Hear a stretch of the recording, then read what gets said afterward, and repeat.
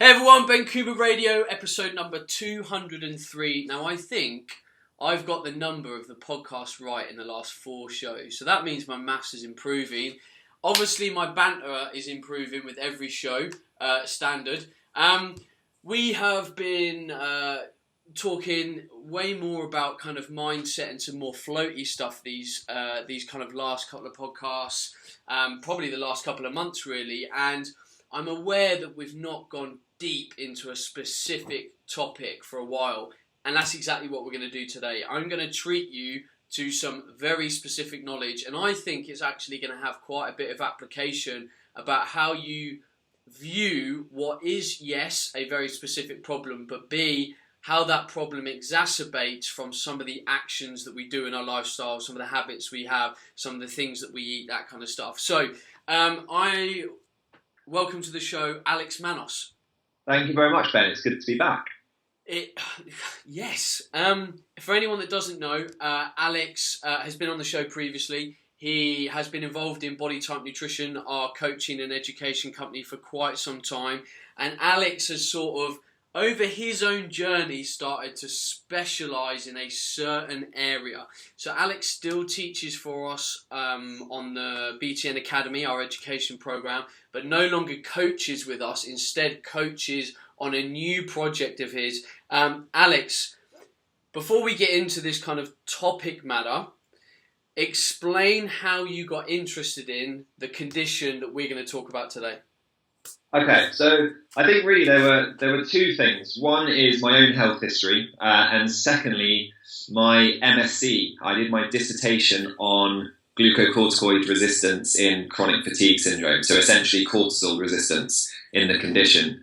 And obviously spending about 6 months researching the condition, there was a natural transition, I think, where I just started to get a real interest and passion in the condition, and partly because of the severity of the condition in individuals. So, there's a strong impact or a huge impact it can have on clients. And it can be quite upsetting when you read some of the case studies about how it's impacting people's lives. And although I've never had chronic fatigue syndrome per se, I've certainly struggled with chronic fatigue.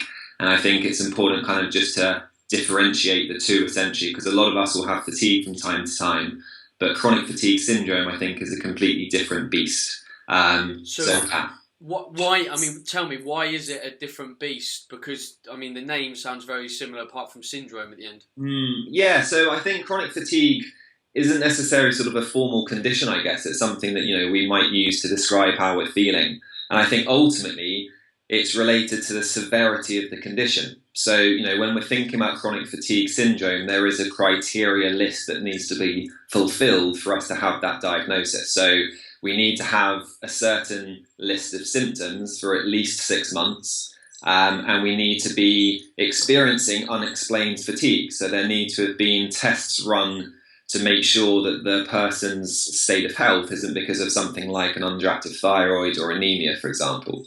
So the definition or some of the criteria that need to be fulfilled, along with 6 months of fatigue, would be problems from a short-term memory or concentration perspective, sore throat, tender lymph nodes, muscle pain, joint pain or swelling, headaches of a new type or pattern, unrefreshing sleep, and post-exertional malaise. So basically, if someone's exercising, their symptoms get worse. So you need 4 out of those 8 plus 6 months of fatigue, and you kind of fulfill the criteria for chronic fatigue syndrome. Now, with chronic fatigue, you might not have any of those other symptoms, obviously. So I think that could be someone who's just overdone it a little bit from a work or partying perspective, and through some quite simple lifestyle interventions can probably improve their level of fatigue. Whereas in chronic fatigue syndrome, because of the complexity of the condition, it can take months, if not years, for some people to overcome it.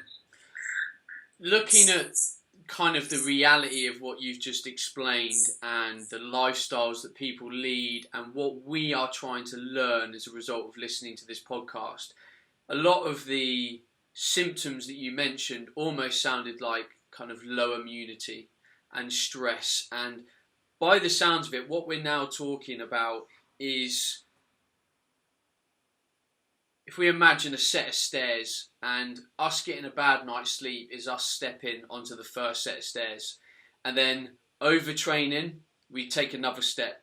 Having a bit of a poor diet, another step. Having maybe too much alcohol or something toxic in our diet, take another step. And we're almost knocking on the door halfway up the stairs of this like chronic fatigue. The body is in a long-term state where it's handling too much stress. Now, compound that over time, maybe using a lot more caffeine, a lot more alcohol, and all these other substances to try and prop up the immune system and kind of a normal state of health. And we end up climbing a couple more steps on the stairs, and we're at the top of the stairs. I mean, excuse my simplicity, but I want people to understand what we're actually talking about in terms of progressive ill health. Right. So I don't think that's simple at all, Ben. I think that's a really nice way of looking at it.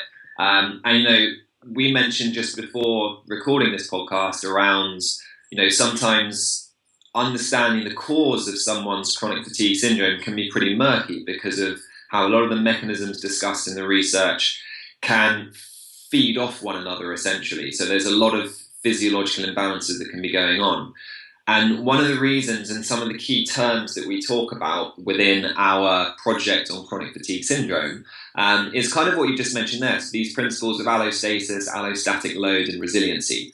So allostasis is just the whole principle that the body and mind should be able to adapt to the environment it's in.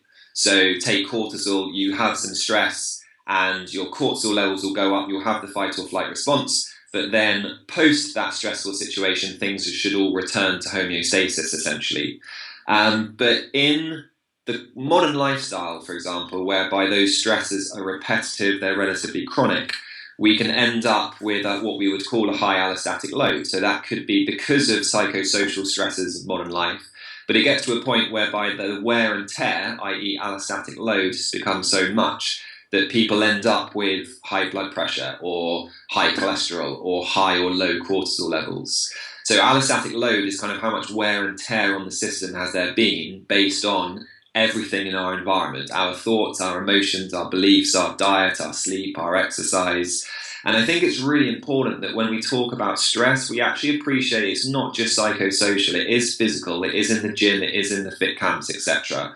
And it's also environmental or immunological. So some of the research from a chronic fatigue syndrome perspective actually discusses the impact that things like molds and fungi from our environment, so things like a damp house or building, have on the onset of the condition. So we also need to appreciate that in some people, it's not so much that there's a lot of wear and tear that's been happening over months and years from an imbalance in lifestyle, but actually they've been exposed to something that, according to the research, they've been genetically predisposed to react to at a heightened level compared to someone who isn't genetically predisposed. So there will be cases whereby someone's gone on to develop chronic fatigue syndrome because of a house they lived in and they were exposed to a lot of what we call mycotoxins, which are released by various fungi and molds, for example. So, and that's just, an example of why it's such a complex and murky field. But I think for a lot of us, and certainly in kind of chronic fatigue, or what we could, I guess, call burnout, I think that's where definitely there is this concept whereby we're just putting our foot down on the accelerating pedal way too much. And there's just that yin-yang imbalance in our lifestyles. And that's why we do need to focus on the fundamentals, the cornerstones of health, which are our diet, the gut microbiome, our sleep, our stress, etc. And one thing on that, I guess, is actually there's some really interesting research around how our perception of stress will impact the impact stress has on us, i.e. if we view stress as something that's bad and if we have beliefs around stress and the impact it will have on our health, that will actually partially dictate the impact that stress will have on our health. So again, it goes back to our mindset and the beliefs we have around some of these things, which will either exacerbate the situation or actually, if we can develop a more flexible relationship with our perception around stress, we're already in a more resilient state. And I think that's a really interesting concept, and it's probably why some people are more resilient and more robust to stresses in their lives compared to others. Interesting. So this is now starting to get a bit more interesting because we're taking something that's very complex, very moving parts, very multidisciplinary, and I want to kind of almost look at what the audience can take away from this scenario, because I mean, you gave me some notes at the beginning of this on your approach with conquering fatigue, which is something that we need to take seriously. People need to take seriously if it's them. How do you approach this when there's so many different areas to approach? We've already intimated that we've got thoughts in here, we've got feelings in here, we've got the physiology of the body. With these multiple levels, almost where do you start? How do you tackle it? And what is the longevity of this intervention? Because conquering all this looks like quite a journey. Yeah, it's going to very likely be a long journey. I mean, if we're talking about chronic fatigue syndrome, then obviously you're talking of a minimum of 6 months where people have been experiencing some of these symptoms. But there are people who have been going 20, 30 years literally with chronic fatigue syndrome. So, it's always going to be tailored to the individual. It's going to be tailored to what kind of reserves they've got left. Because sometimes, and I've been guilty of this occasionally as a practitioner, sometimes we can overwhelm our client with information and things to do, just out of passion and wanting to help them, essentially. So it's always going to be tailored to that individual that you're in the clinic room with at that point in time. But I think it's important that at the beginning we almost give them the map of where we can go. And once we're at the end of either the first session or certainly after the first 2 or 3 sessions, we're in a position to then kind of prioritize where we feel we need to be going with that individual. So do we feel we need to be thinking a little bit more from a mindset perspective? Are there things that they've said within that initial consult which get us to think that their beliefs around the condition or the thoughts that they are having are something which might be perpetuating their current state of health? I think we always want to be bringing in some of the physiological components as soon as possible. So we know that a large subset of people with chronic fatigue syndrome have dysbiosis. We know a lot of them have small intestine bacterial overgrowth.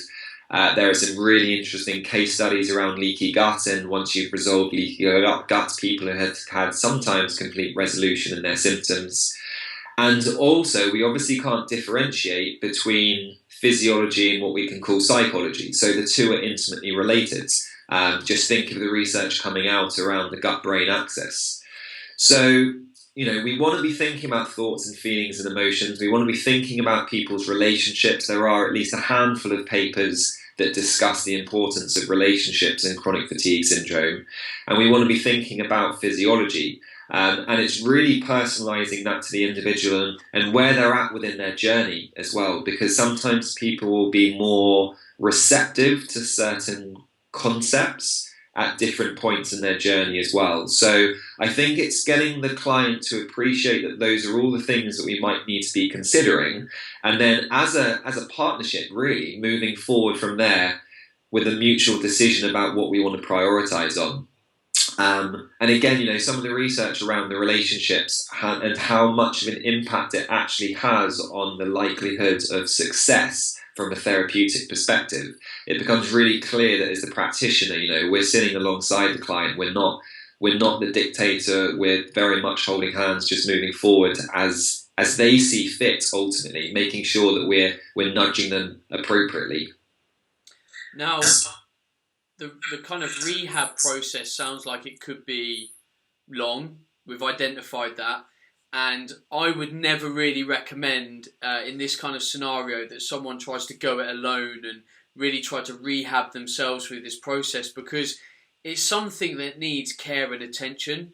It needs care and attention from a practitioner, in my eyes. There's always steps that we can take to fast track ourselves. But, I believe that for us to reach the outcome that a lot of us have for ourselves, the image of where people want their health, performance, body to be, several points along the journey you need a coach. I have coaches all the time coming in and out of my life depending on what I feel I need kind of help with. Now, let's say someone wanted to kind of start somewhere with chronic fatigue, some form of fatigue. Let's just say they're very highly stressed.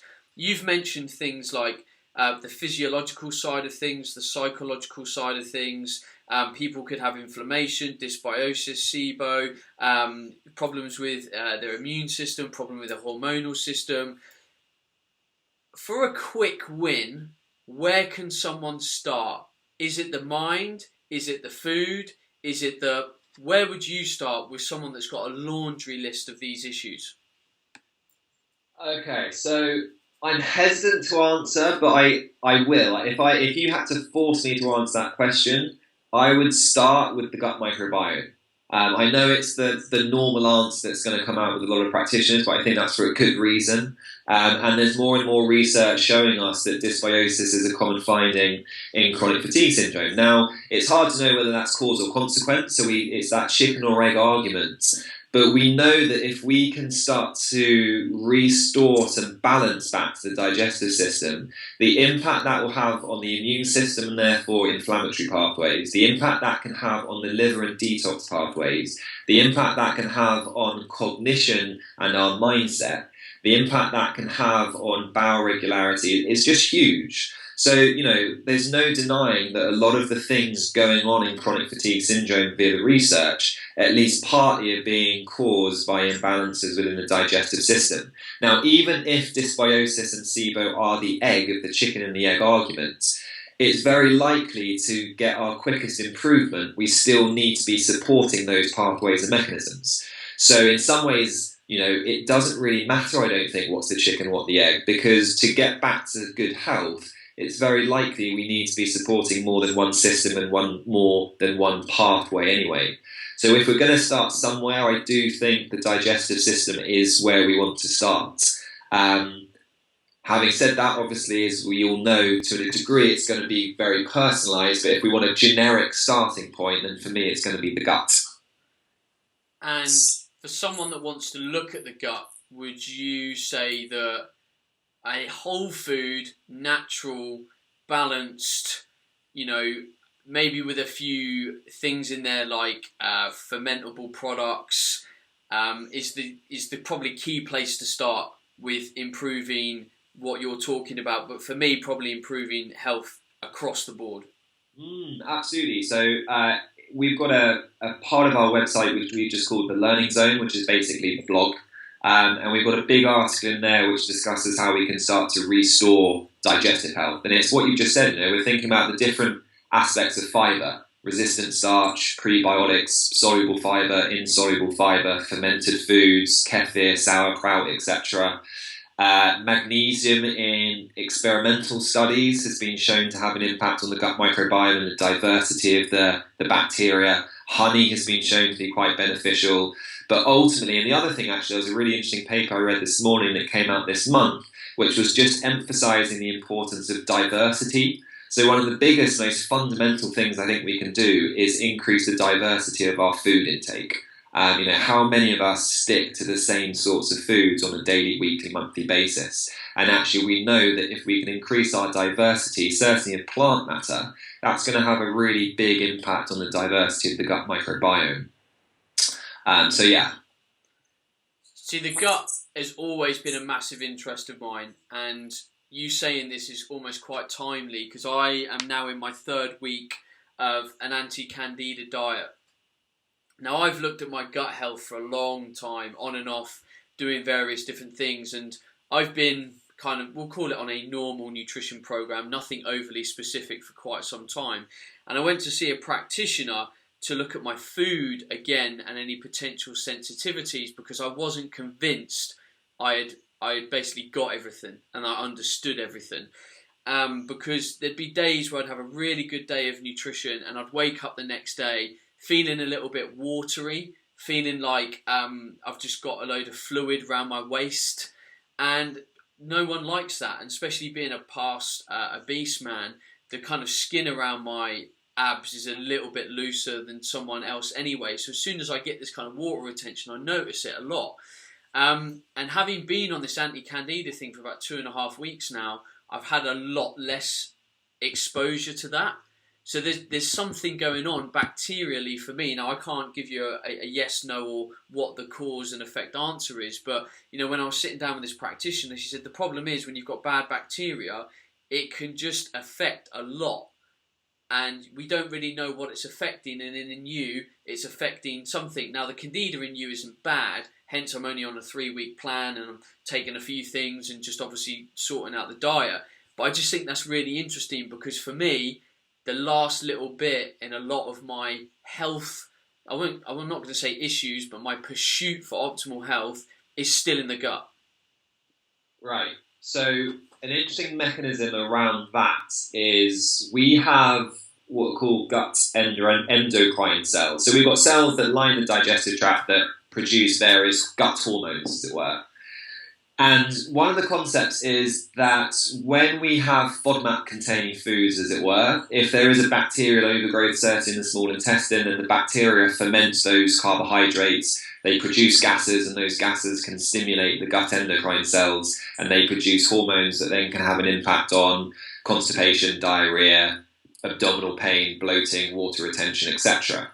So it's one of those things, and actually it's probably worth touching on now, because although it might not be specific to chronic fatigue syndrome, the concept of the FODMAP diet, there are a lot of thoughts coming out in research, and certainly with kind of leading practitioners, that are suggesting that there are concerns around the FODMAP diet, certainly from a long-term perspective, because obviously a lot of those are fermentable fibres and they're actually very much nourishing the gut microbiome. So there was an interesting podcast actually with Chris Kresser recently, and they were discussing that by eliminating FODMAPs too much and going through an antimicrobial program, let's say killing off SIBO, can actually put the bacteria into what they kind of called hibernation.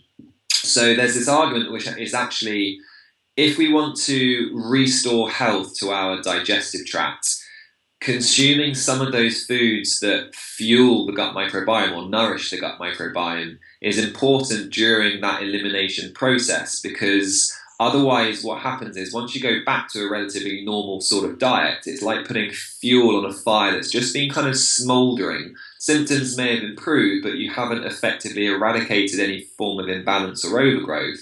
So when you go back to a more flexible way of eating, shall we say, symptoms return. And there's a lot of that happens, and I've certainly had clients as well where that's happened. So I think, we do need to appreciate that, yes, dietary habits will influence the gut microbiome, but our overall kind of lifestyle will. So things like stress and a lack of sleep, high cortisol levels, all these things will influence the gut microbiome. So we can tweak the diet, we can take our supplements, but like Ben, you've been preaching for years, alongside that, we have to focus on just lifestyle habits as well, because you can do all of the gut interventions you want, but it isn't just about the guts, i.e. the cells that line the digestive system. I kind of describe to clients as almost the farmers and the sheepdogs of the sheep, and the sheep are the bacteria. So yes, the gut microbiome is important, but actually understanding what regulates our gut microbiome is also important, if not more important. And that's where our lifestyle medicine, our lifestyle coaching is just, I think, such an important part of it. So I'm the same with you. I'm actually going through a bit of a gut healing program again. I've just started some kefir, 21-day kefir little trial. This is my first day. So I'm kind of excited to see how some of those strategies help from my perspective. But I do think the gut microbiome is huge. The more research that comes out, the more we see that it's just one of the starting places when we're thinking about these sorts of conditions. So about 80%, in some studies, up to about 80% of people with chronic fatigue syndrome have been shown to have small intestine bacterial overgrowth. Something like 90% in some studies have shown to have irritable bowel syndrome. And I don't think in the past they've been big aspects of how we've been testing and exploring the condition. And I know there are some leading researchers and practitioners in the world of CFS who really believe that kind of the gut microbiome and the digestive system are going to become quite a big field of research and interventions in chronic fatigue syndrome, and I think I'd agree with that. But we do need to appreciate, there are a bunch of other things there that we haven't touched on today, but may need considering. And a really interesting topic that I would like to just raise is the immune system. So Ben, you've mentioned that dysregulation of the immune system is quite a common thing in chronic fatigue syndrome, as it is in a lot of chronic conditions.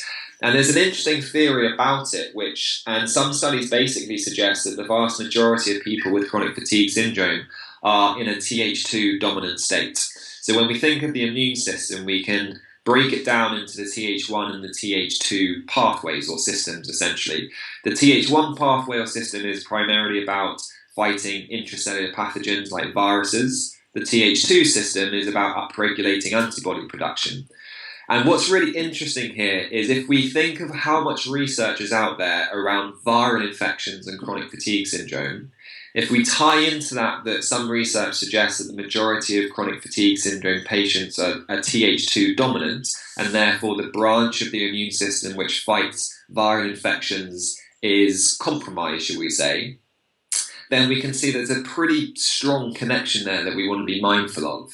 But on top of that low glutathione is incredibly common in chronic fatigue syndrome patients, glutathione being the main endogenous antioxidant in the body, and low glutathione leads someone into more of a Th2 dominant state.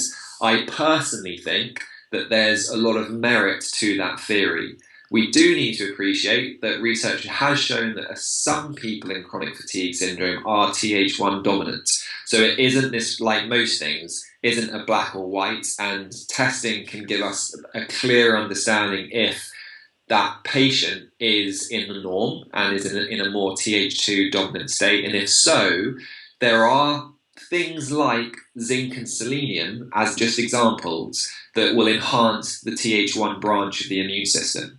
So there's a concept or a theory out there that actually by trying to balance the immune system from that perspective, we may be able to support clients. It's not something I've ever gone down in any detail with a client yet. I've got one client at the moment that we're kind of doing that testing to explore it, and I've just made him very clear that it's heavily debated in the research around the validity of it, because again it's just very complex, and there are going to be other inflammatory pathways within the immune system which are going to have an impact on this kind of Th1, Th2 state. But it's certainly a really interesting concept when we tie it into a lot of the other research which actually kind of corroborates the concept.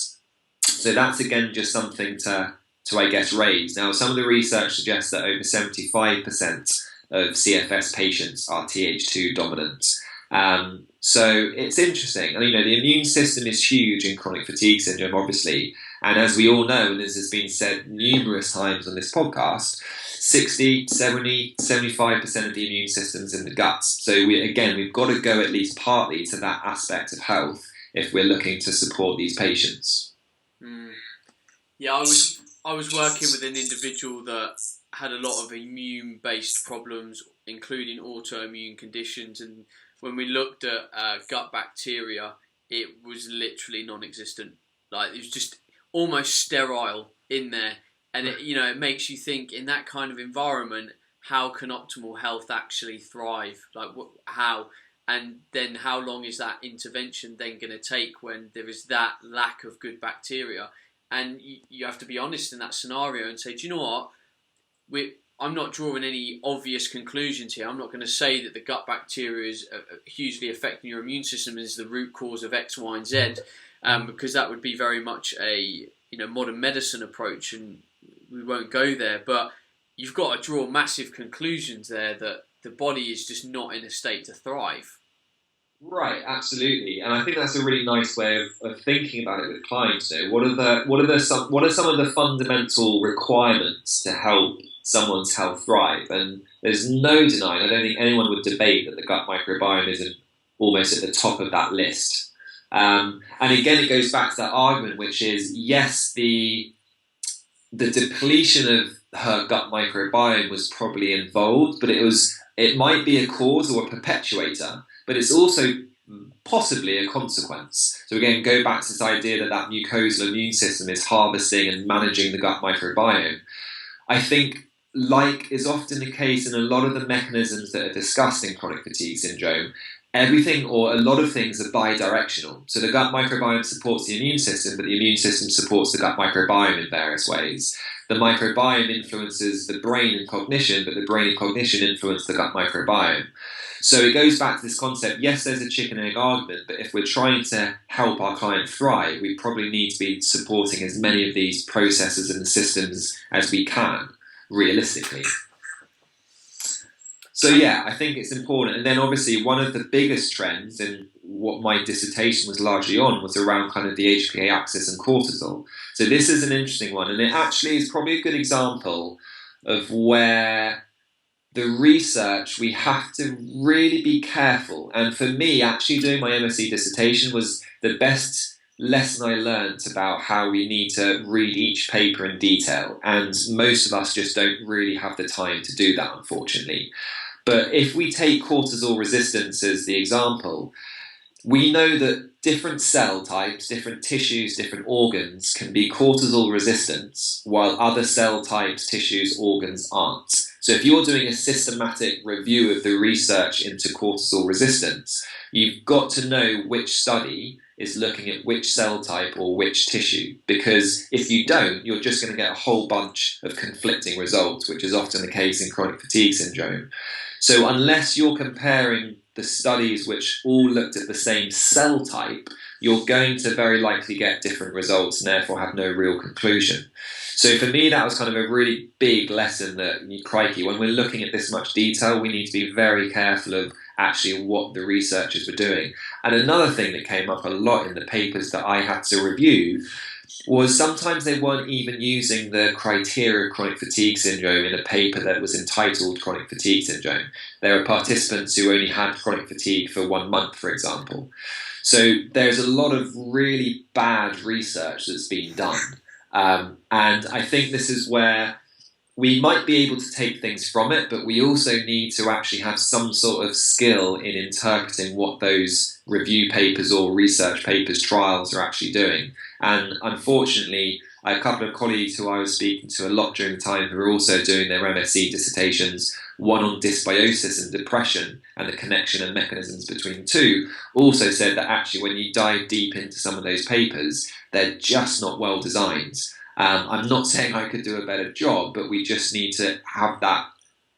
We need to be aware of that, I think, when we're going to blogs, etc., and trying to educate ourselves around the condition. We need to be aware that a lot of the research that's referenced is quite questionable. And I think based on the fact that chronic fatigue syndrome is a diagnosis of basically a criteria list, we need to really try and personalise it as much as we can. And that is going to require some deep investigation to know where we want to be going with our interventions. Fascinating. So looking at analysing research there, that's kind of very much next level stuff. Like we mentioned the Body Type Nutrition Academy at the beginning of this, and we teach, critical thinking right from the second week of the academy, because if you can't think critically about research, about a topic, and this applies to yourself, like if you're trying to transform your body and your health, you've got to be very critical and look at all the facts. Like last week on the podcast, me and Rachel ranted quite a bit about, we're all honest with ourselves, but then we lie about the habits that we use to cover up that honesty. And again, if we don't break down every aspect and every detail, we're gonna be drawing incorrect conclusions. Like for you as a practitioner, you've just highlighted something so important about even different tissue types and receptors, and if you get that wrong, you're then creating an intervention based on bad research. You might be recommending supplementation, which might be expensive and might not be targeting the root cause of the issue. And actually, without doing real due diligence about what is happening, we're wasting a lot of people's time and money. Wow. Yeah, and I think going back to something you mentioned earlier, Ben, that's why I think we need to be very clear at the beginning as the coach or the practitioner about how long it's going to take, what testing may we want to consider if it's within their budget. Because testing is another little murky area whereby often one test leads to another test and suddenly you're going down this rabbit hole trying to understand what's going on at a deep level. And again, I've probably been guilty in my earlier years of testing whereby we've relied on it too much, for example. So I still have people coming to me, I think, who think that if they get that test done, then they'll get the protocol that they finally need, and just by going through the protocol, they're going to get back to where they want to be in their health.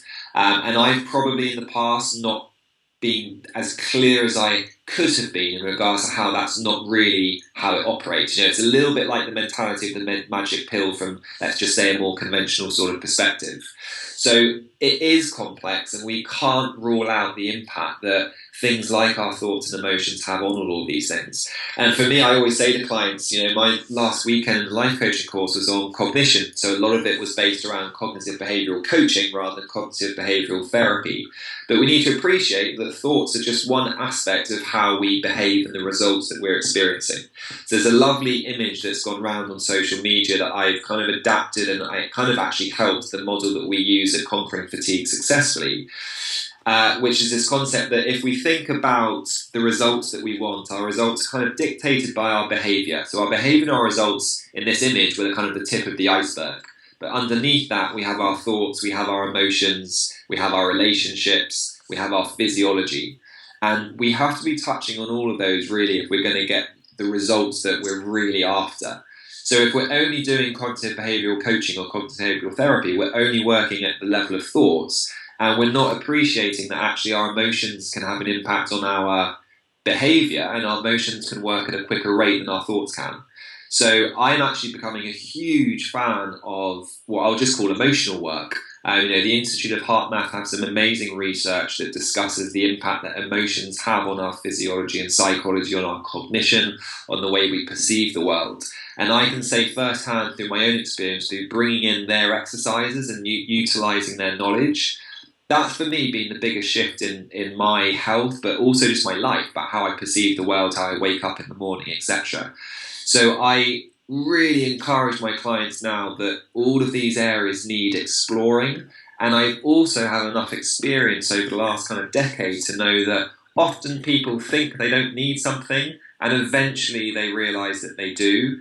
Now, it's not our role as a practitioner to force them into things, and I don't do that, but I think we need to be challenging enough while also respecting where they are within their journey.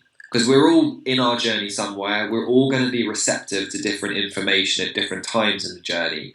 And again, there are some really nice quotes and nice papers from a chronic fatigue syndrome perspective that are relevant for any aspect of health, which talk about, to begin with, the first session, the first 2 sessions, the first 3 sessions or more might be about establishing a healthy, good, trusting relationship and environment so the coach and the coachee can basically start to work on their stuff, whatever comes up. And it's just amazing to see that in our coaching weekends, where we've been coaching each other, going through and practicing some of the skills that we've been taught, what happens when you just give people space. So there's a lovely book called Time to Think by Nancy Klein, and I appreciate I'm going off at a slight tangent, but I think it's still quite appropriate. And one of her principles is that if people are just given time to speak, time to go through their thoughts and chew on them and think about what options are available to them, that's something that is lacking quite a lot in the modern life. We interrupt each other, we come up with our own assumptions, we think we know what that person should do. And we all were amazed that when we knew we had 20 minutes to speak to our coach, we knew they weren't going to interrupt, and we were able just to talk through our stuff. Every single one of us came up with some amazing, profound solution to the problem that we brought to the table. And all the coach did was they gave us the space to explore it. And I think it just amazed me. And I thought it was such an interesting exercise to do as a coach, to actually realise that I don't have all the answers. I don't know the client as well as the client knows themselves. So sometimes all I need to do is actually give them the space and listen, you know. And that's where I think from a relationship perspective, that's actually had ripple effects into my life and my relationships, being more mindful about not butting in, allowing my girlfriend, my mum, my dad, my sister to just talk and let them explore what's going on in their mind, because we don't get much time to do that. And I think it's a key part of healing. I almost want to have a little rant, only because as an educator, when I go out on the road and I speak to people, and this happens at events a lot, you start talking to people and people ask a question and you're halfway through giving the advice or the answer or whatever, and then they're butting in talking about something or about to justify something or about to go off on another tangent. And I don't know if I've got a point to this, but I just always stand back as a practitioner and think, I wonder what's going through your head right now. Is it that people are so self-absorbed, or they just don't think, or their brain is tired? Like sometimes I think it is because people are tired and they're thinking that they're thinking about this situation that they've now put themselves into, and they almost want to get through it and get out of it. They've got a list of questions in their head, they need to get them out. And I find it amazing that, people ask a question and they don't actually stand back and listen and respond and take it in and adapt it to whatever it is they're trying to work through a solution on. I know that's a bit of a random tangent, but it fascinates me when I'm at events watching how people's brains are literally working as they're speaking. Yeah, and depression is going to be the third most common morbidity by 2020. So, Wow.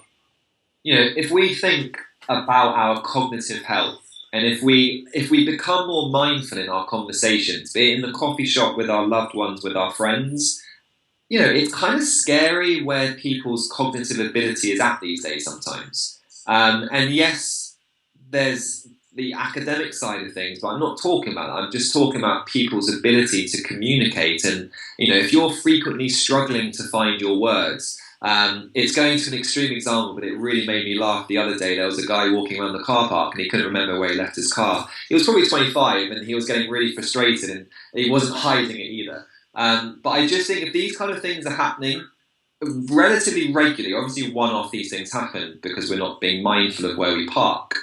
But I think there's a lot of this going on in the population, and it's quite upsetting, it's quite worrying to see it. And again, if we go back to the connections that are being made between the gut microbiome and the brain and how it influences our cognition, if we think about how high cortisol levels have a negative impact on the hippocampus and the brain, etc., then we start to see, or we kind of start to say, you know what, it's not that much of a surprise that these things are becoming such vast problems. Because we're not looking after the gut microbiome, we're not really looking after ourselves that well, and we need to prioritise ourselves. And I don't say that with any judgment, because I've been there. I've also been the coach who's worked themselves into the ground trying to help others. And one thing that's really hit home, certainly this calendar year, is for me to be the coach that I want to be, I have to put myself number one. Because if I have a consultation at any point in the day and I'm not looking forward to it because I'm feeling a bit tired or sorry for myself, I'm not going to be at my best in regards to helping that client. So I've become a lot more strict with my health and how I look after myself, because actually, rather than viewing it as some selfish treat almost, it's actually selfless as the coach, because the coach has to be in a good space to be able to help the clients. So, I've updated my terms of agreements, etc. I don't work weekends at all anymore, and I feel actually a lot more congruent as a coach, and I have no doubt that it has an impact on my ability to help my clients as well. So I think it's easy sometimes to judge why people are doing what they're doing, but sometimes it's because they care so much about their family, their children, their friends, their clients, that actually they're running themselves into the ground. So I have a lot of coaches coming to me who are fatigued, they're burnt out, for want of a better expression. They might not be ticking all the boxes for chronic fatigue syndrome, but because of their lifestyle and because they've been giving, they've just run themselves into the ground a bit. And it's so important, I think, that us health professionals are, we're setting the right example. And actually, for that to happen, sometimes we need to flip our mentality and our mindset about what that means. So I think that's something that I think a lot of coaches go through. They go through it the hard way, where we kind of run ourselves into the ground and then realise, actually, you know what? I'm so tired that I'm not really helping my clients as much as I should be. So we need to be setting the right example, I think. And that also goes with, our behaviour. I'm going to start ranting now. Behaviour on social media and things like this. I don't get involved. I'm not on social media much at all. But I think we can learn a lot about a coach if we're exploring who to go and work with by how they're treating other people and other professionals. And like you said, Ben, I think, and like what a lot of good coaches will say, how we react to a situation, be it an argument, be it a person, whatever it may be, is often a manifestation or a mirror of what's going on within us. And again, that's something that my coach has really drilled home into me, and it's completely revolutionized in some ways, my emotional intelligence, I guess. If we think emotional intelligence is partly around acknowledging our emotions, having control over them, etc., go back to the Institute of Heart Maths work, we really need to improve our ability to regulate our emotional states, because it has such a profound influence on our psychology and on our physiology. So there are exercises, that we can do that kind of blend into basically kind of mindfulness meditation that research shows have a profound influence on things like the HPA axis and our cortisol levels, on the immune system. Like all of us coaches say, practicing gratitude, appreciation, bringing things that give you joy and happiness back into your life. These things really do have big impacts on various mechanisms and pathways, which we frequently talk about when we decide to get a bit geeky from a health and pathophysiology sort of perspective. So I just am getting more and more passionate about the mindset and the emotional aspect of these things. And there's more and more research coming out that shows us that as coaches, we need to be working in those areas, or we need to have coaches that we can refer out to if we don't have the skill set or the qualifications to do that. So we can help our clients in all the different levels that then go on to dictate the results and the behaviour that we have. I don't think it's by chance that most of the good practitioners that I know have been through this journey where they have evolved. Most people, get into health and fitness on a body composition level, a training level. They want to get slimmer, healthier, fitter, that kind of thing. And then you go through these kind of waves of like getting more interested in health, training in a more S&C orientated way, maybe a bit more hardcore. And most practitioners, if they keep evolve into mindset and emotional intelligence. And it's no coincidence that most people are evolving there. I've been talking about it for the last year because I just think it affects everything. And what you've said is so many people need that, and it's having a massive impact on something that has some people that have a condition, which we're talking about chronic fatigue and chronic fatigue syndrome today. So for people not to go down a mindset, emotional awareness journey at some point in their life means they're going to limit, I'm going to say, your human potential. That's it. That is the long and short of it. Anyway, Alex, I'm going to wrap up the show there because I think we'll end up talking till midnight tonight. We've been rambling for 45 minutes already.